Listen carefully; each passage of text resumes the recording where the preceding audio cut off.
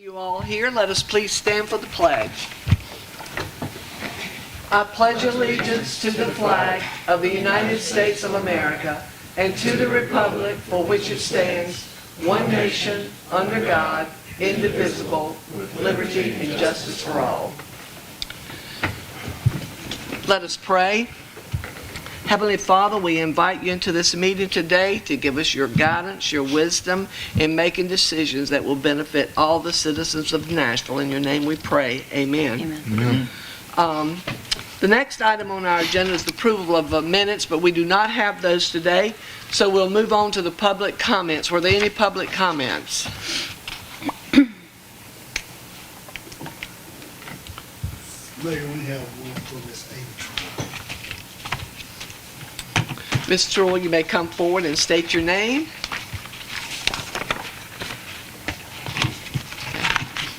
My name is Amy Trull, and I'm coming to revisit something that was approved in the past.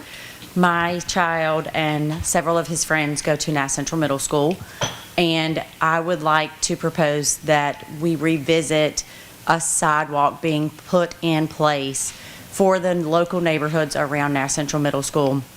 A lot of the kids do walk to school, and there are particular neighbors in that area that will not allow the child to walk on the ditch side of their property off the main highway. And so I would like to revisit the safety of our children at Nash Central Middle School.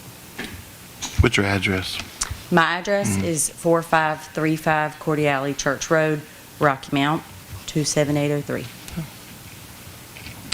Thank you so much for bringing your concern to us. We appreciate it, and we'll address it. Thank you very much. Thank you. Thanks. The first item on our agenda is the CDBG-NR Housing Rehab Replacement Program public hearing.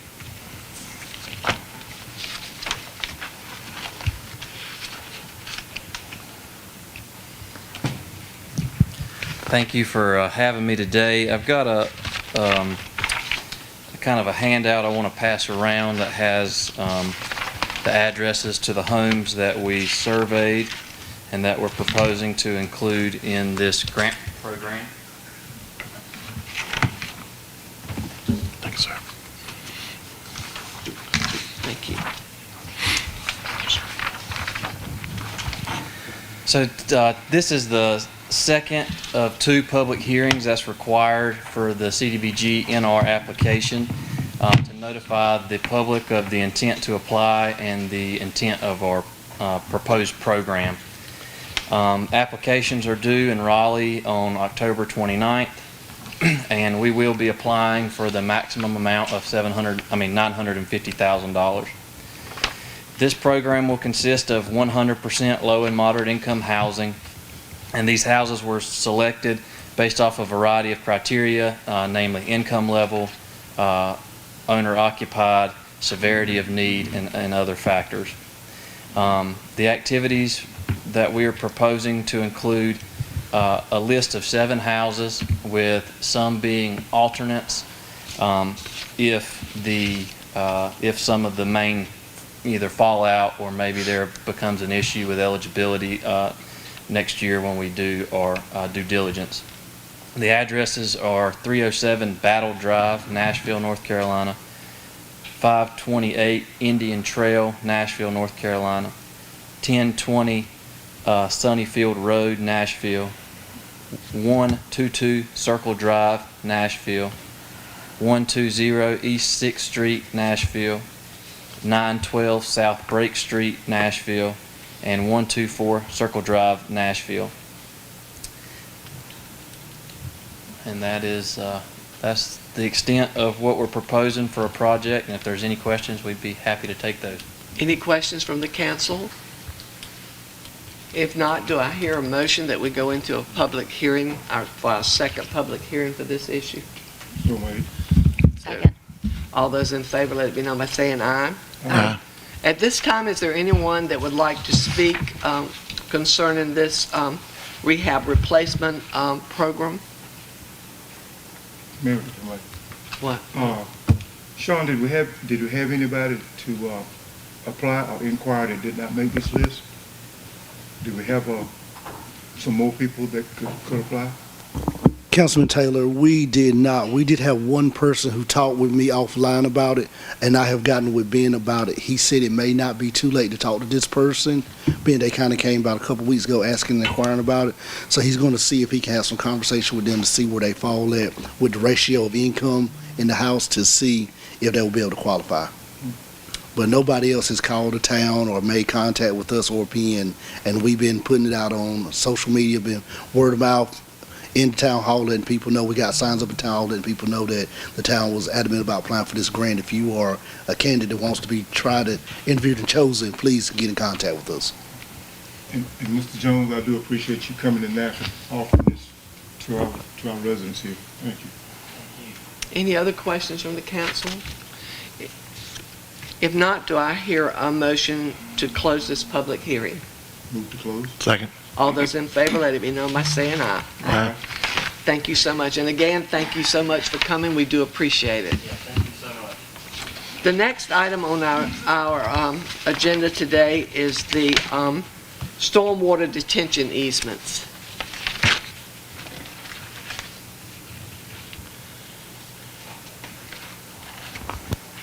So Mayor and Council, Build Labs is going to be building a 70,000 square foot manufacturing facility on 101 Industrial Court and Braswell Family Farms. Has purchased the shell building of Nash County on Industrial Court also, and they're going to be adding additional loading docks to that building.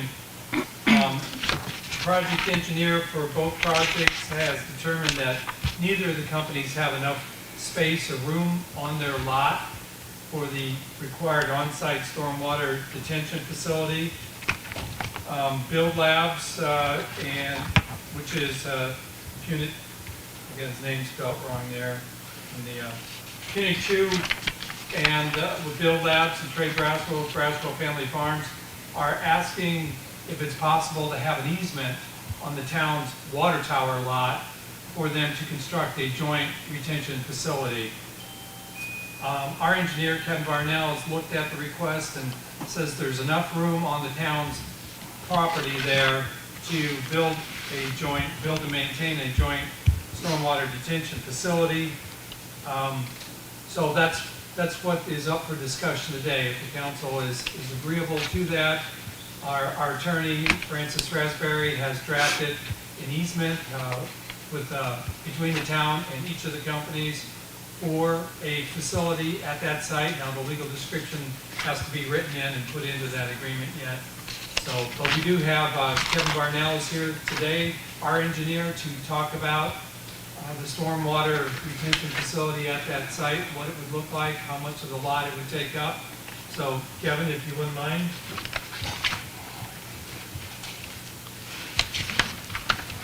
Council, do any of you have questions for Kevin? Well, let me hear his presentation first. Same. So ultimately, both sites need additional stormwater to serve their proposed impervious area on their lots. And so the easiest location was in between the two of them. And so it'll be just north of the water tower site. The area shown in yellow on the screen is the area that is proposed for this stormwater basin. It's fairly rectangular in nature. It'll be a wet detention pond, so it will have a 6-foot vegetated shell that goes around the pond. Other than that, it is a pond. We did discuss during the TRC meeting to make sure that the pedestrian access, greenway access is allowed to remain. And so we have given provisions in the design for that to be able to allow that access through and around this pond and down to the future greenway. Other than that, I mean, I'll be happy to answer any specific questions you have, but it's a fairly straightforward wet detention pond that you would see almost on any commercial site now. So does the ownership still remain, that property still remain with the town? Ultimately, that is what the easement is for. So the town will still own the property that the pond sits on. The maintenance of that will all take place with the two property owners, and then they'll work out a property owner's agreement to maintain that pond. That's right. Now, that waterway, would that in any way take away our ability to use that lot, that tower lot for even storage? Because I don't know how much is over there now, but we used to have quite a bit of storage stuff from the police and the fire department over there. Yeah, every bit of this is outside the fence. So Outside of that. outside the fence, that's right. And it's really on the slope. If you've been to the site and looked at it, it's where the property really starts falling off pretty steep. And so what we're able to do with the pond, instead of digging the pond out, we just dam up the bottom side. And so it really works out nice for a stormwater facility for something that it really was too steep to do a building pad on, which is kind of why the property was left like it was. It really is too steep to build on, but yet it works great for a pond and what we need it for. With the rain we've been having, I mean, would that create another source of flooding to go down that hill? So ultimately, the wet detention pond is set up to hold back those storm events. So as we get the storm events and the rainfall that we've currently seen, it would go into that pond, it would hold it back, and it releases it slowly over 2 to 5 days. So that's what it's there for and designed for, to protect the downstream properties. We can't do nothing with it as it is. So. Any other questions? I have two. So two concerns, really. One, you said that pedestrian access is still going to be available, but what about like a Parks and Rec vehicle in order to get to the pond, or any walking trails that we might have in the future? Yeah, so the state requires us to provide at least a minimum 10-foot access all the way around the pond, and then we'll have a 20-foot access to get to it. Mm-hmm. So we have to maintain the pond as well. So we'll have to get large construction equipment to it throughout its life. And so ultimately that will not be an issue, be able to get access to it. Now, we're not planning to stone all the way down to it, but ultimately if we wanted to drive vehicles, things like that, it would be dry enough and flat enough to do that. Okay. And then my second one is, because of the nature of this property and what we're trying to do at Stony Creek, being that it's a wetland, we're trying to make walking trails, we're trying to keep things as natural as possible.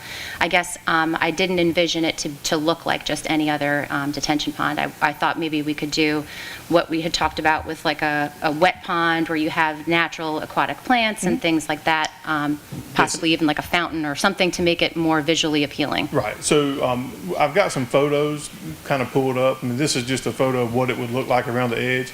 And then there are different plants that we can choose from. So we always want to try to choose flowering plants and things like that to help make it look pretty. The problem is flowering plants usually only flower for around 2 weeks a year. So we will incorporate some irises, which a lot of people do like. They have a really nice flower head on those. Cardinal flower is the one that's pulled up on the screen now. We like to use, and then that's marshmallow, has the little white and purple flower. So there are ways to kind of incorporate some of that into it, but again, don't mistake it, it's not going to be a botanical garden. These are natural flowers, so they're not going to bloom all summer long. The iris has probably come about as close as we're going to get to having a bloom, throughout the summer, but we certainly can incorporate plants that are natural to wetlands locally, and also have some flowering capabilities as well to help make that look as good as we can. The one up on the screen now is duck potato or arrow.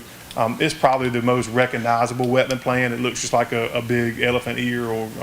So those are nice just because when you look at them, it's obvious what they are. But other than that, like I said, we can do things like that around the pond. That'll help keep geese out of the pond. I'm not saying that we'll keep them out completely, but they do not like to go through tall vegetation to get in and out of the pond. So it usually does keep geese down. Okay. So other than that, I mean, is that, I think. It does. I would like to address the agreement and just have something in there, because I know we're all on the same page of how it should be maintained, but if we could have something, so if there's a future owner, they know how it should be maintained, so it doesn't just become. So I think this was maybe 4 or 5 years ago, I wrote the operation and maintenance agreement for the town for stormwater ponds.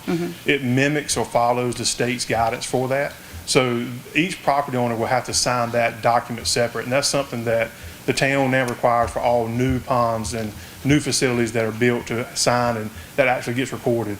Ultimately, that maintenance agreement is probably the better document than To put that in. including it in Okay. the actual easement itself. Okay. And then that has to get transferred from property owner to property owner. So if it was to sell, that would then, they have a certain time frame that they have to transfer that over. And like I said, that is really the state's guidance of these are the things that you have to do, and it outlines in there that someone has to inspect it annually once a year, a dam expert has to look at the dam, engineer has to evaluate the pond, and then that report's actually given to the town, and the town is actually monitoring that at this point and having to report that at DWQ. So there are a lot of processes in place now for maintenance. Okay. All right. And I take it you'll I be have one working question. with COI Coy and Ashley on just design and things like that. Okay, great. Bill? So my question is, we're making this change because of the changes to the potential owners of the other properties, not because of a mistake in the past? Yeah, so ultimately, we're allowed up to 24% impervious without having to build a pond according to our stormwater guidance or our stormwater rules. Ultimately, both sites, by being built, and the one for the back where Braswell has purchased, that one was put at almost the max of its 24%. So when they wanted to add the truck docks in the back, they had to do a pond anyway. Okay. Build Labs already had to do something, and they filled up their site. So if you look at their site plan, it is filled up. They really had no room for a pond. They were going to have to go underground. So with Braswell needing a pond at the back and Build Labs needing a pond at the front, it just didn't make sense to try to do something underground on an industrial site when the town's got all of that property that is down the slope, down the hill. So that's when we approached the town about doing that. Okay. So that's how we got That's there. fair. Any other questions? If not, do I hear a motion to grant Build Labs and Braswell Family Farms an easement on the town's Westwater Tower lot to construct and maintain a joint storm water detention facility? So made. Second? Second. All those in Well, I'd favor? have to make sure that the thing that Kate was talking Yeah, about was he said- included in that, yeah. Yeah, he said it. Yeah. And, yeah, provided that we always maintain access with a vehicle, as long as there's enough space for that. Yes. Second. All those in favor, let it be known by saying aye. Motion carries. The next item on our agenda is the acceptance of donated land. Mayor, Nancy had a question. Oh, Nancy, you had a question? I'm sorry. Yes, ma'am. What is the overall size of the town-owned lot, and what is the size of the planned pond? The pond's roughly, with the slopes and everything, around 10,000 square feet, 40 acres. Now, the overall size of the property, Randy, can you pull that up in GIS? 0.53, according to the map. Yeah. So like think that- so the whole thing's a half an acre, but the pond's gonna take up a quarter of an acre? No, it's more than. The whole back part of that property that we bought was surveyed out, so there was like 5 more acres that the town got.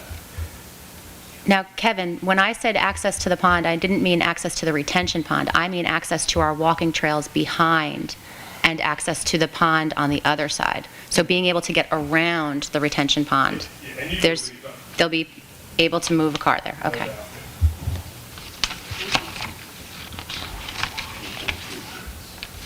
How much was it? 1.36. It's more than that, though. That's just the lot where the water tower is. No, we're talking about behind the water tower. She's talking about like how much of the town, how much property the town owns with the back, and then how much of that property are we taking up with the It property? appears there's two lots. There's one with the water tank and there's one behind And it. there's one behind it. The one behind it's like 10 acres or more property, because it takes in all the swamp down by Stony Creek. And I can get with you, Nancy, after the meeting, give you more details. Then we got the 30 or 50 acres behind that too. We got, yeah, Yeah, there's a lot of property behind it. yeah, Yeah. All It's all wooded, slope, swampy. Coy? Good morning. morning. So Miss Elaine Robinson and Patsy Smith own a .79 acre wooded lot along Stony Creek that abuts Stony Creek Environmental Park, separated by the creek itself. Miss Robinson and Miss Smith feel that the property would be a nice addition to Stony Creek Environmental Park, and they would like to donate it to the town for recreation and conservation use. So this property, and you do have a picture of it on page 20 of your packet. It is in the floodway and the 100-year floodplain, so it can't be developed or built upon. The property is landlocked with no street or road frontage, and there is no known easement to get to it from the nearest street, which is Clark Circle.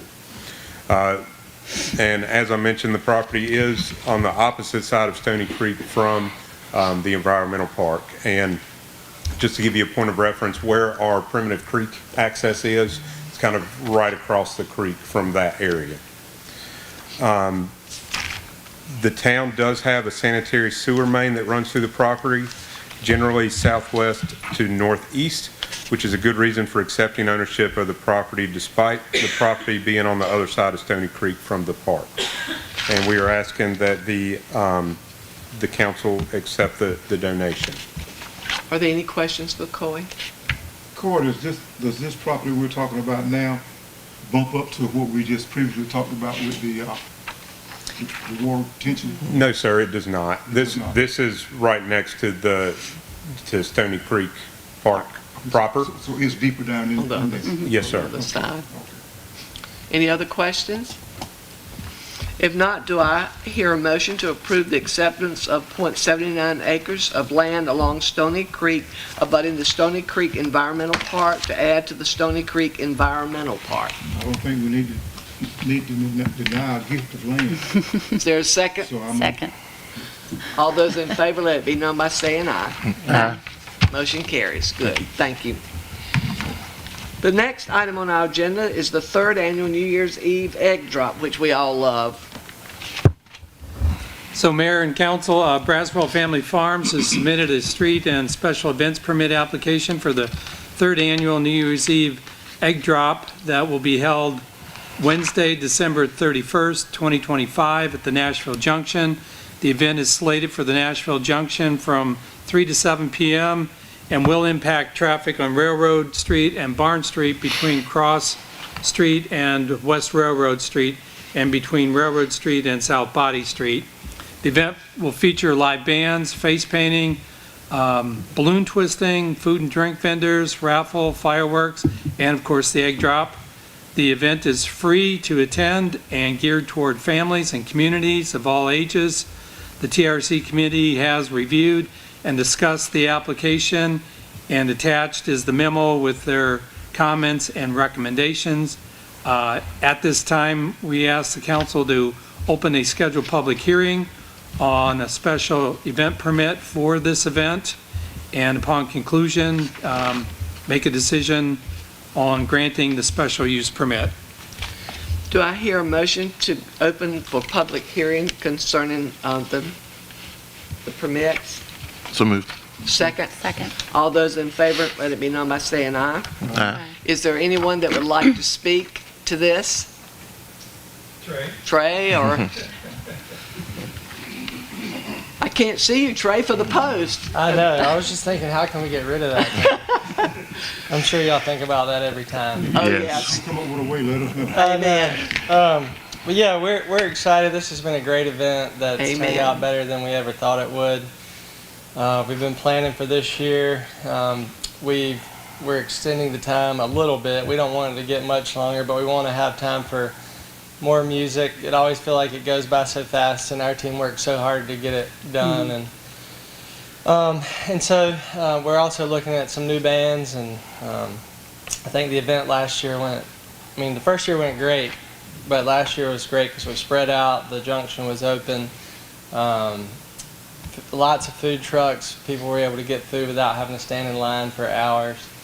So we're just really thankful for, it seems like something that the community has needed, and just based on the turnout, we're thankful for that. So we're excited to keep it going. And we're very appreciative of it, because you're right, it's something that everybody looks forward to in our community and talks about all year long, so thank you so much. Yeah. Y'all have any questions? The only question that I had, Trey, and to the rest of the council, is in the layout of what is needed on the police, and I've already discussed this with Sean and also with our police chief. It said that we need 3 to 5 deputies available to monitor the event, and I made it a point to say, before we go to 3 to 5 deputies, we need to go to 3 to 5 of our own police officers. If they're off schedule that night, then they should be given an opportunity to make that extra money rather they're than off giving it to the duty. county. If they're off duty, yeah. If they're Yeah, off duty. I think that we'll work that out. We'll know that'll be covered, but we haven't worked out the details of that with the town and everything. But we'll certainly make sure that security is important to me. You know, I've got 3 little kids, so. I think the word deputy was probably just a generic word. Well, I think in It Sean's, was just a generic word. in Sean's write-up too, where it said security personnel, it said off-duty sheriff deputies to work the event because the town can only provide 1 patrol officer to check in. That's the patrol officer. So, We've got right, people that you are want, off schedule. so instead of, yeah, the sheriff's department, whoever's off-duty from ours, if they want the job first. Thank you, Hey, Trey. thank y'all. Thank you. Anybody else that would like to speak? If not, do I hear a motion to close the public hearing? Move to close. Is there a Second. second? All those in favor, let it be known by saying aye. Aye.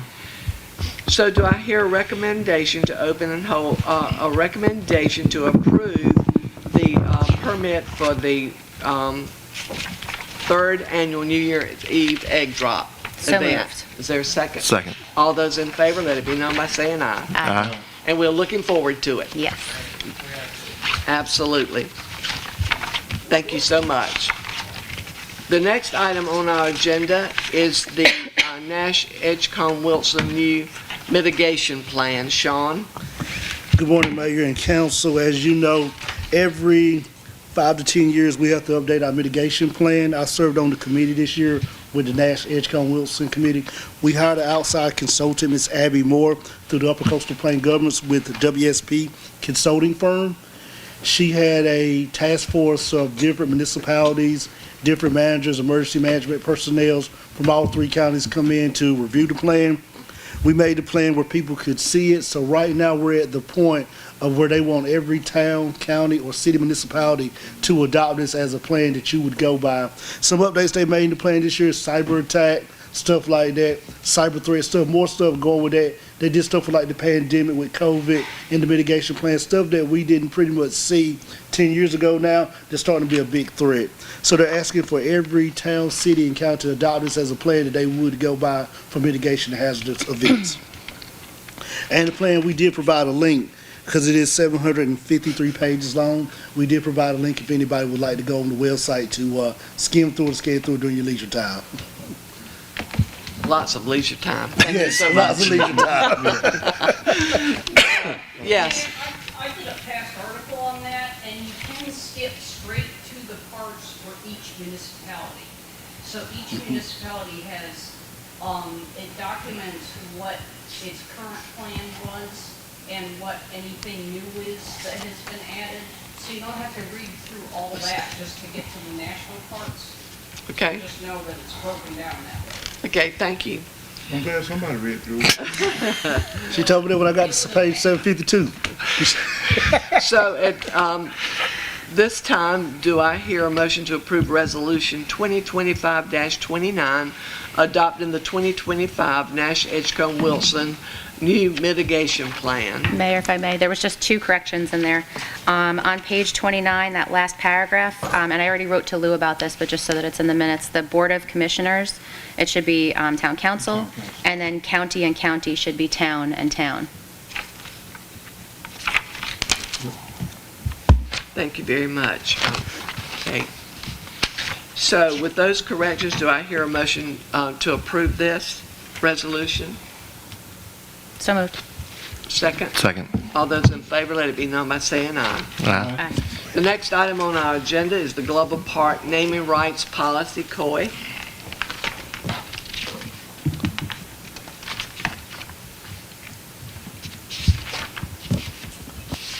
Good morning again. Good morning. So at one of our budget work sessions, there was discussion regarding the Glover Park Improvement Project and us exploring alternative funding sources to support the planned upgrades, as well as to purchase those additional splash pad items.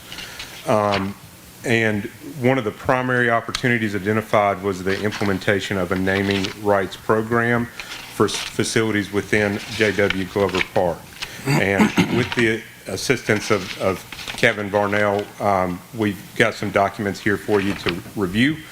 He definitely helped us get this started. We weren't really sure which direction to go to start with, and he helped us develop the naming opportunities document.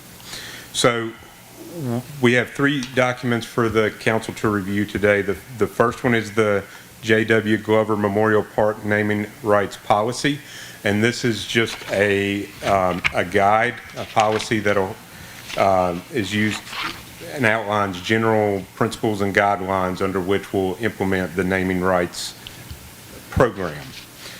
The second one is a naming rights agreement.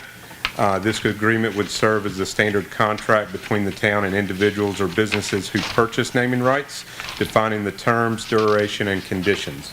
And I do want to point out that this agreement is just a sample, that the specific language in each one of those agreements can be adjusted accordingly as to whatever those terms are and what is needed. And the last one is that naming opportunities, which Kevin Varnell was assisted us in developing those, and this would be used as a guide as we solicit those naming rights recipients. And if you will flip over to the last page of that document, which is page 43 in your packet, that outlines all of the opportunities we had identified and the price that would go along with those. And we did it on an annual basis or for a term of 5 years.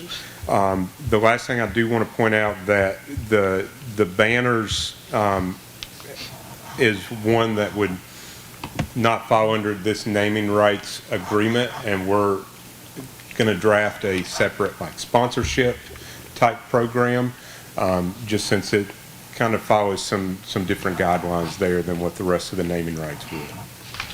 And I will be glad to answer any questions you may have. I think this is, I was reading what you've written, and it really is great and gives people an opportunity to advertise their business, their families, whatever, and at the same time benefit our park with the children enjoying that. Any questions or input from any of the council? Now with this, we're not opening the door for anybody to change the name of J.W. Glover Memorial Park. Correct. The park is already named. The park will always be J.W. Glover Park. Yes, We're sir. talking about putting your ads or banners or whatever on stuff that's within the park. Right. Yeah, for example, if the Smith family wanted to sponsor or have naming rights on the splash pad, Right. it would be Smith Splash Pad or whatever name that we come up with jointly for that. Right, okay, that's what I So was- the park itself will always be J.W. Glover Memorial Park. Right. And it can be a dedication also, if somebody that's passed or something too, right? Yeah. Yes, sir, absolutely.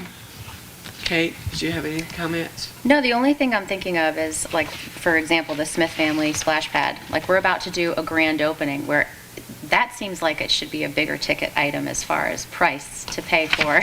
Because for, let's see, for $5,000, somebody could have at the grand opening, the Burns family splash pad, where it looks like they contributed all the money to make that splash pad happen.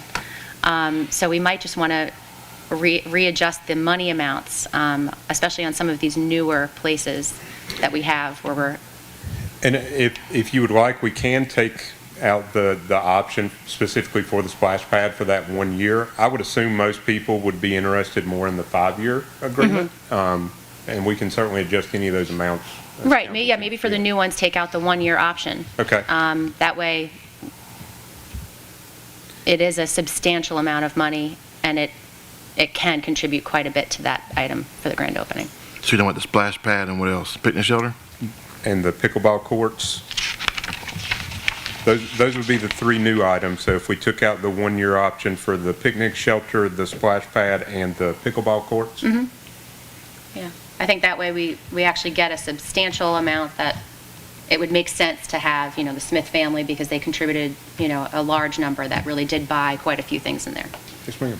But are we gonna not get anybody to do it because That was my it's concern. We don't want to $20,000? price ourselves No, out of that's sponsors. true. And so I think, I mean, I like the idea, but I Right. do too. That was my concern Prices too. that Right. I'm looking at, so.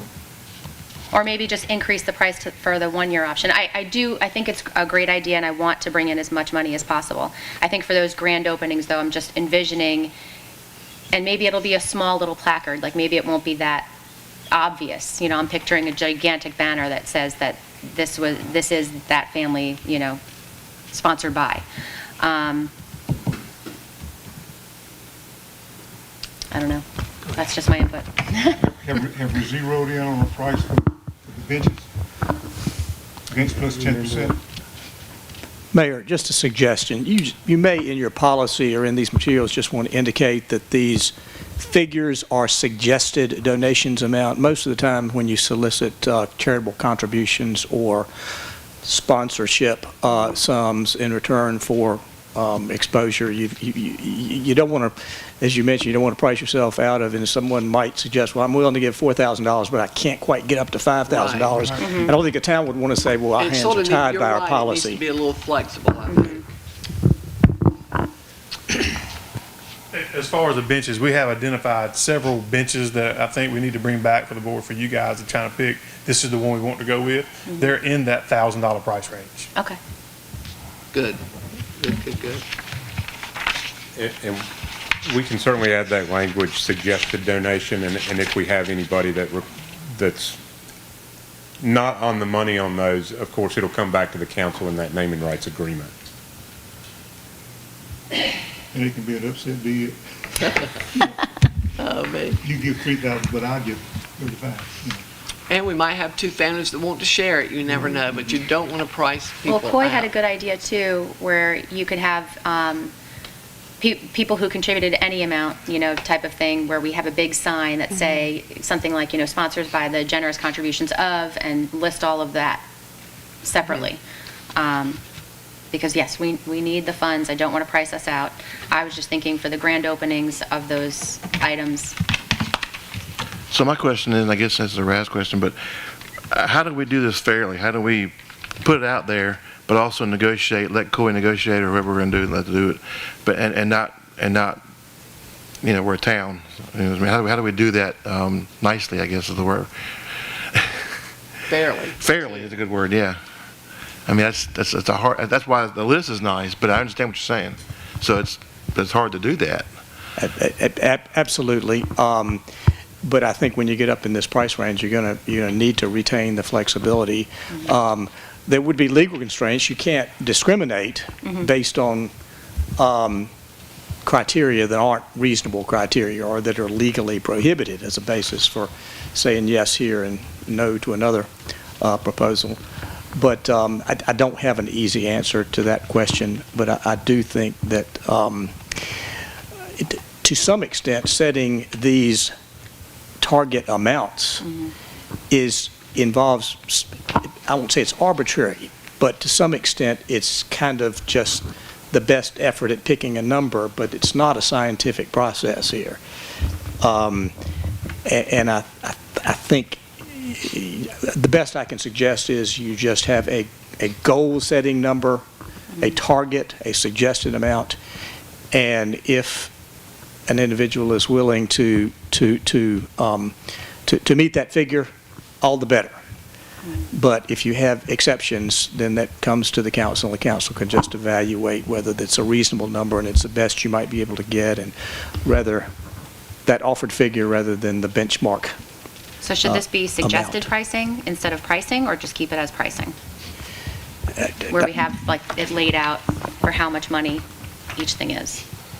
Well, again, I think your policy can just have a target amount, but again, as long as So you address it in the hedge your policy. bets a little bit and just say that these are suggested figures and they're not cast in stone, so that you do have that ability to, accept from that figure.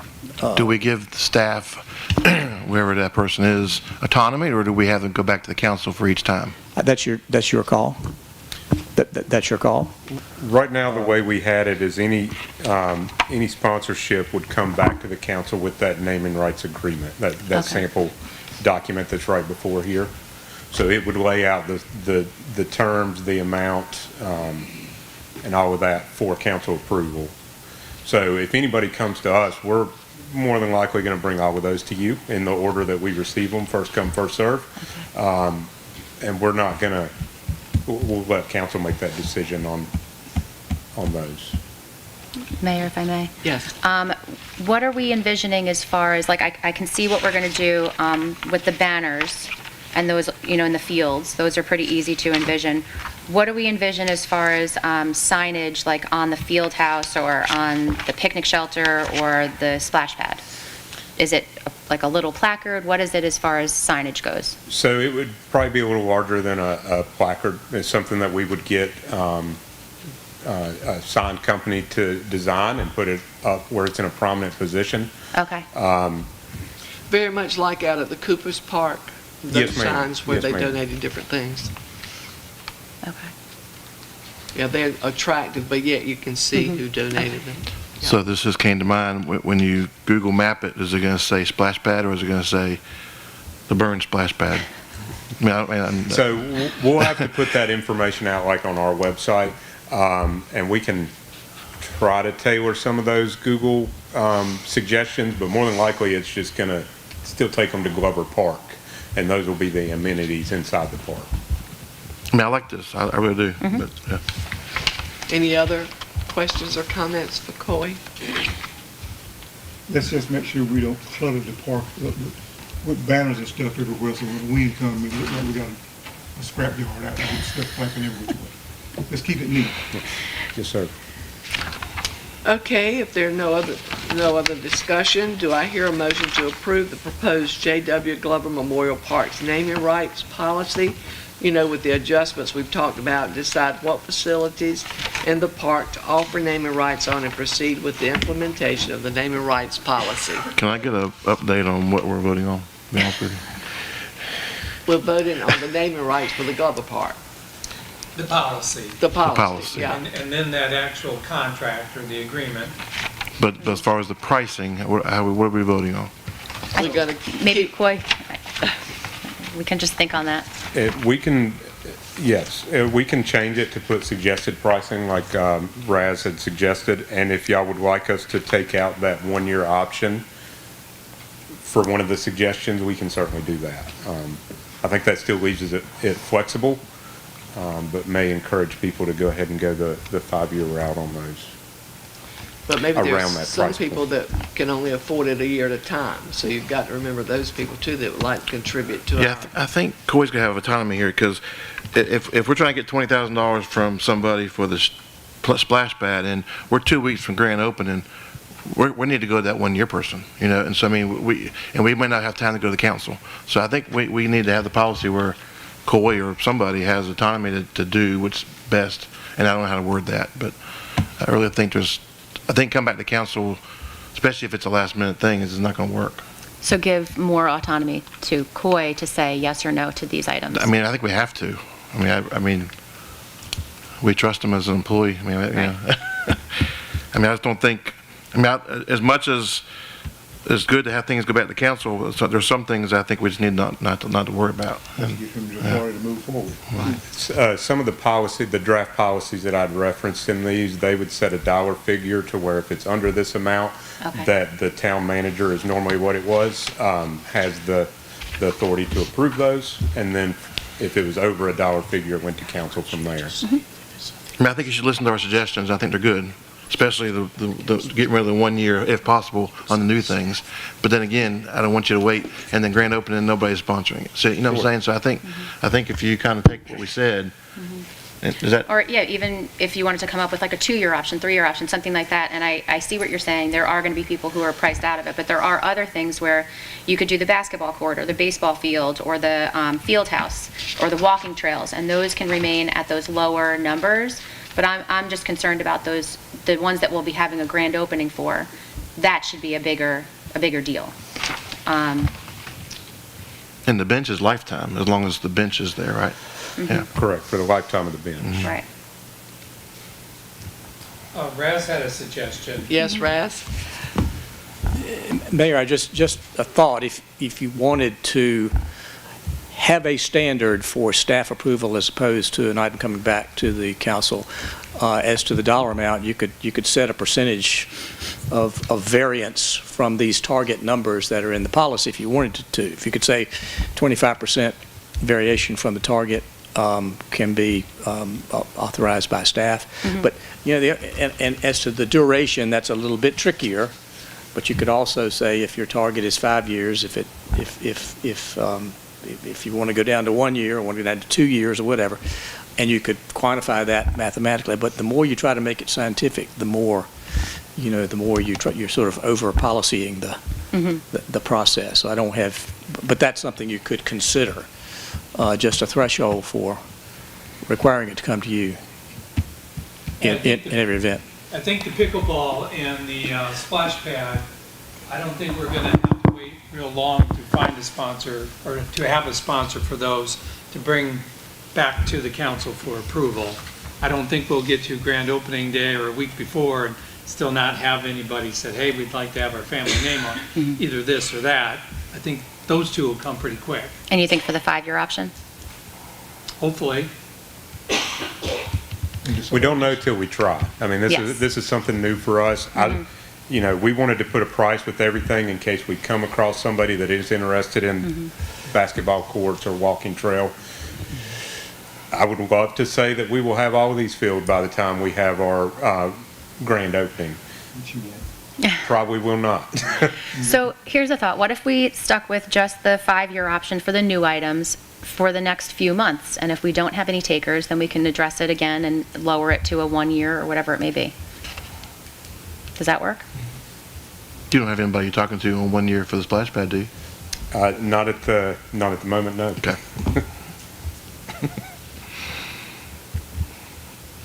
Any other discussion? How about if somebody just wants to buy a bench and put it there forever? So that's what we have in that, the Which one is that? The first one, on the list. the cost on of the bench page plus 43. 10%. Well, Okay. what we had determined for those So is that would be permanent, the bench? Correct. As long as the Yeah. bench lasts. for the Yeah. useful The length life of the bench. yeah. So as long as that bench is there and in good working order, it'll be there with whatever bench we pick. Most Okay. of them have like a plaque on them that's Right. in honor of or in memory of. Yeah, I've seen a lot of those out at the park. Yeah. Good. Mayor, what we had talked about as well, when the town decides the benches are ready to retire, we would contact the original family. If they want the bench back, they can get it, or we can dispose of it. But we would let them have the option to have it back if we can have contact. What type of material will it be made of? It'll be a composite, I'm gonna call it plastic material. Okay. I think like a Trex. That's right. Yeah. And we can bring the specific bench back to the council. Okay. That's right. Any other discussion? If So I think not- we should just prove this and then kind of see how it goes, and then come back to us adjusted. That's probably a fair way to do it, isn't it? Yeah, prove the Prove it, come policy back, and everything, and then, talk to some folks, come back to us if you're having problems, or come back to us with you having praise report. Well, it's our policy, we can change it if we want. Correct. Right, that's what you do with policy, change it. Correct. And we wrote this one specifically to Glover Park because that is where the need is Right. immediately.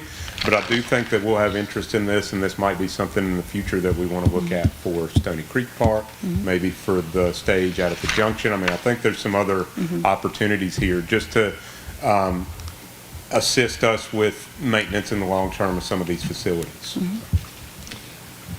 So, again, do we approve the proposed J.W. Glover Memorial Parks naming rights policy with the suggestions the councils have made, and proceed with the implementing of naming this policy that's been presented to us? So, man, Is there a second? All those in favor, let it be known by saying aye. aye. Thank you. Thank you. The next item is the sale of lease lot to Braswell Milling. Mayor and council, the town has a small triangular piece of property. It's industrially zoned along Cross Street that abuts the Carolina Coastal Railway that the Braswell Family Farms has been leasing from the town for a number of years. They use it for truck parking. The value of that property, according to Nash County GIS, is $15,290. I don't know when or how the town actually ended up with that piece of property, but it's been used by Braswell under a lease for the last 17 years.